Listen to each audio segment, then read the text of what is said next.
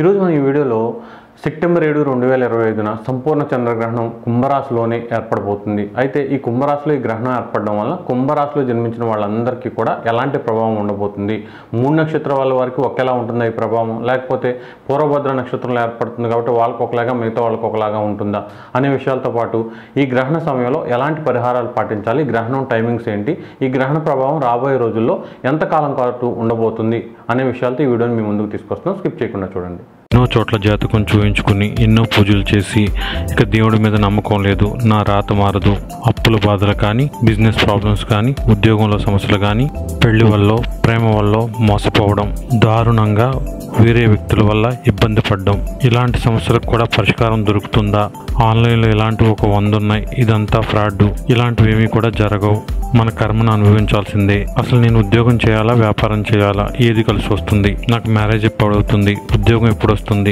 అసలు ఇప్పుడు నాకు ఈ సమస్యలన్నీ ఎప్పుడు తీరుతాయి, ఇలాంటి ప్రశ్నలకు సమాధానం గాయత్రి జ్యోతిషాలయం ద్వారా మీరు తెలుసుకోవచ్చు. మీ పుట్టిన వివరాలు లేదా ఈ పేరు బలాన్ని అనుసరించి జాతక చక్రం వేసి మీకు అనుకూల గ్రహాలేంటి, ప్రతికూల గ్రహాలేంటి, కలసర్ప దోషం కానీ, లగ్న దోషం కానీ, శని, కుజ, గురు గ్రహాల యొక్క అనుకూలత ఎంత ఉంది, ఏ గ్రహాలు మీ ప్రస్తుత సమస్యకు కారణం, మీకు నడిచే దశలు అంతర్దశలు ఎంతవరకు యోగిస్తున్నాయి, ఇవన్నీ పరిశీలించి దశమహావిద్యల ద్వారా చక్కటి మంత్రం ఇవ్వబడును. అది చదివిన ఒక 4 వారాల నుంచి మీ జీవితంలో స్పష్టమైన మార్పు కనిపిస్తుంది. ఇంకా చక్కటి డెవలప్మెంట్ కోసం ఇండియాలో కొంతమందికే తెలిసిన సీక్రెట్ బుక్ మెథడ్ ద్వారా కూడా పరిష్కారం చూపబడును. దీనికోసం మీరు పైన కనిపిస్తున్న 9160803649 అనే నెంబర్కి వాట్సాప్ ద్వారా మీ పుట్టిన తేదీ, పుట్టిన సమయం, పుట్టిన ఊరు, మీ పేరు పంపించి దాంతోపాటు ఫీజు 2000 రూపాయలు ఫోన్పే కానీ గూగుల్ పే ద్వారా కానీ పంపించి స్క్రీన్ షాట్ని ఇదే నెంబర్కి వాట్సాప్ ద్వారా పంపిస్తే వారం నుంచి 10 రోజులలోపు ఒక రోజు ముందుగా మీకు తెలియజేసి ఆ టైంకి ఫోన్ చేసి మీ జాతకానికి సంబంధించిన విషయాలను తెలియజేసి చక్కటి మంత్రం ఇవ్వబడును.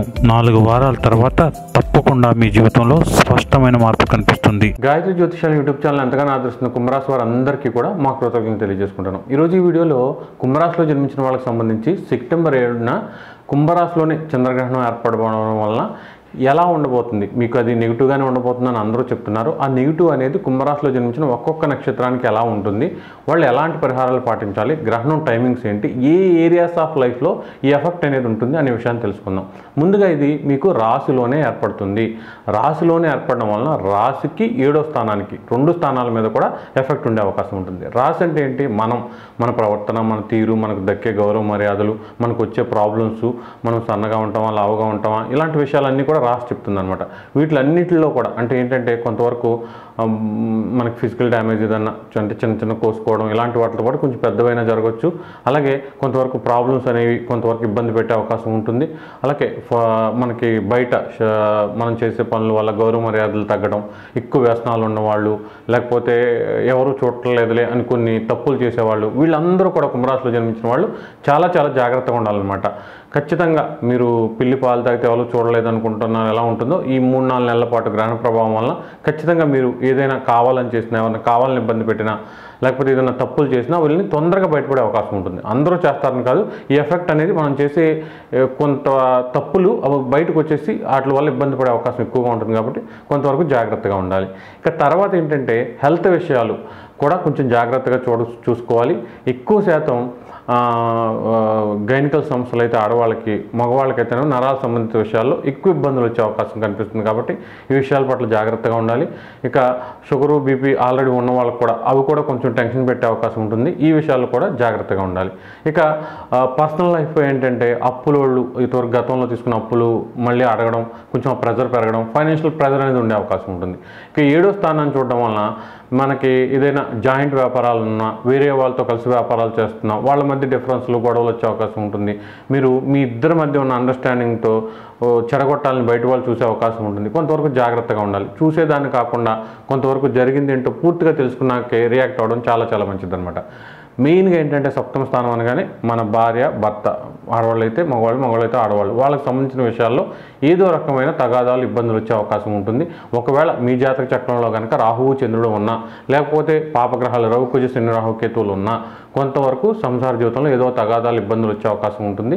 కొంతవరకు ఈ విషయాల్లో కూడా చాలా చాలా జాగ్రత్తగా ఉండాలి. గ్రహణ ప్రభావం అనేది పార్ట్నర్షిప్స్ అంటే మీరు ప్రేమించిన వాళ్ళు, పెళ్ళవక ముందు లవ్ చేసిన వాళ్ళు, వీళ్ళకి సంబంధించిన విషయాల మీద కూడా ఎక్కువ ఎఫెక్ట్ అనేది చూపించే అవకాశం ఉంటుంది. ఇక దీంతోపాటు మీ స్టామినా లేకపోతే మీ వర్కౌట్స్ వీటి మీద కూడా ఎఫెక్ట్ ఉంటుంది. కాబట్టి ఇవి చేసేటప్పుడు ఏదైనా చిన్న చిన్న ఇబ్బందులు వచ్చే అవకాశం ఉంది. ఈ విషయాల మీద కూడా కొంచెం జాగ్రత్తగా చూసుకోవాలి. ఇక ఈ గ్రహణం అనేది కుంభరాశిలో జన్మించిన అందరి మీద ఒకే రకంగా ఉండదన్నమాట. ఖచ్చితంగా ఇది పూర్వభద్ర నక్షత్రంలో ఏర్పడుతుంది కాబట్టి పూర్వభద్ర నక్షత్రంలో వాళ్ళు మాత్రం కొంచెం చాలా చాలా జాగ్రత్తగానే ఉండాలి. వాళ్ళకి ఈ ఎఫెక్ట్ అనేది ఎక్కువగా ఉంటుందన్నమాట. అయితే ధనిష్ట శతభిష నక్షత్రం వాళ్ళకి ఎఫెక్ట్ అనేది కంపేర్ టు పూర్వభద్ర నక్షత్రం వాళ్ళతో పోలిస్తే కొంతవరకు తక్కువగా ఉండే అవకాశం ఉంటుందన్నమాట. అయితే మొత్తం మీద ఎఫెక్ట్ అనేది కుంభరాశిలో జన్మించిన 3 నక్షత్రాల వారి మీద కూడా ఎక్కువగానే ఉండే అవకాశం ఉంటుంది. అయితే ఇప్పుడు మనం గ్రహణం టైమింగ్స్ ఏంటి, ఈ టైంలో ఎలాంటి జాగ్రత్తలు తీసుకోవాలనే విషయాన్ని తెలుసుకుందాం.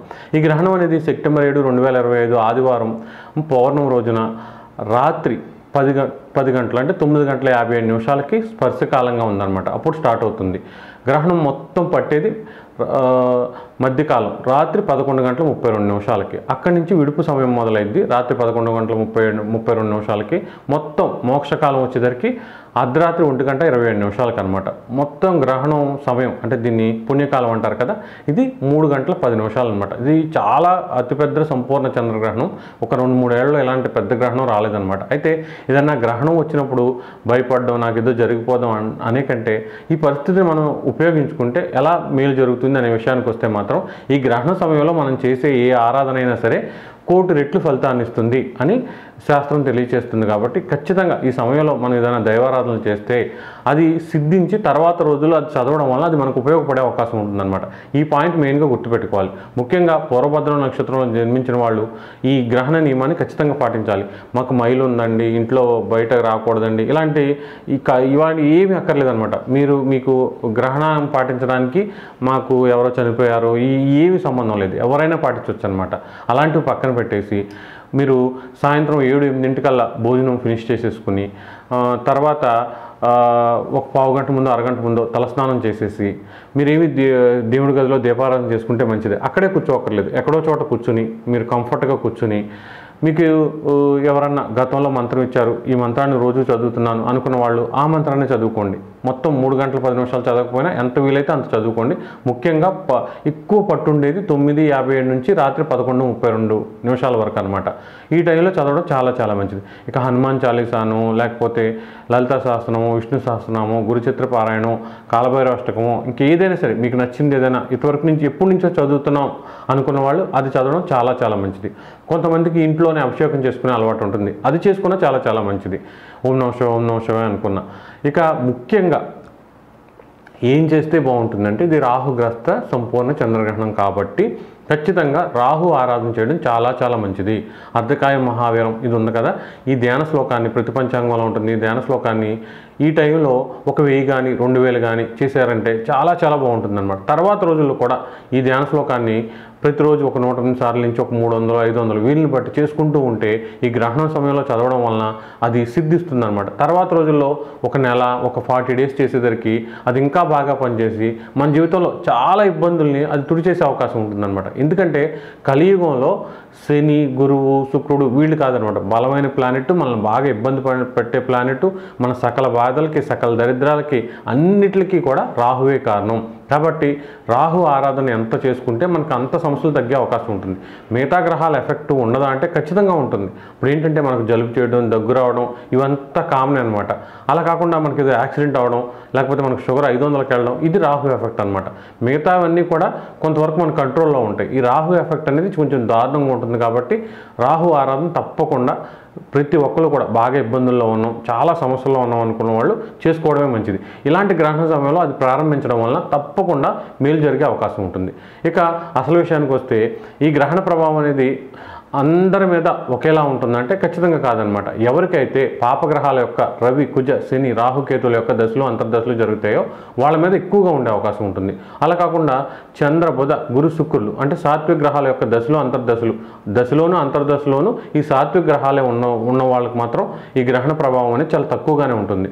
అలా కాకుండా నేను చెప్పిన పాపగ్రహాల దశలు అంతర్దశలు ఉంటే మాత్రం, అందులో రాహు కానీ కేతు కానీ ఉంటే మాత్రం ఖచ్చితంగా ఫిబ్రవరి వరకు ఈ ఎఫెక్ట్ ఉండే అవకాశం ఉంటుంది. ఎందుకంటే ఫిబ్రవరి వరకు కూడా, అక్టోబర్లో మొదలై ఫిబ్రవరి వరకు కూడా గురువు వక్రం ఉంది. ఎప్పుడైతే సరే శుభగ్రహమైన గురువు యొక్క ఎఫెక్ట్ అనేది నెగిటివ్గా ఉంటుందో అప్పుడు ఇలాంటి గ్రహణ ప్రభావాలు మనల్ని ఎక్కువగా ఎఫెక్ట్ చూపించే అవకాశం ఉంటుంది. కాబట్టి ఖచ్చితంగా మీరు ఫిబ్రవరి వరకు కూడా దీనివల్ల సఫర్ అయ్యే అవకాశం ఉంటుంది. కాబట్టి మీరు ఏదో ఒక మంత్ర జపం చేసుకోవడం వల్ల తప్పకుండా దీని నుంచి బయటపడే అవకాశం ఉంటుంది.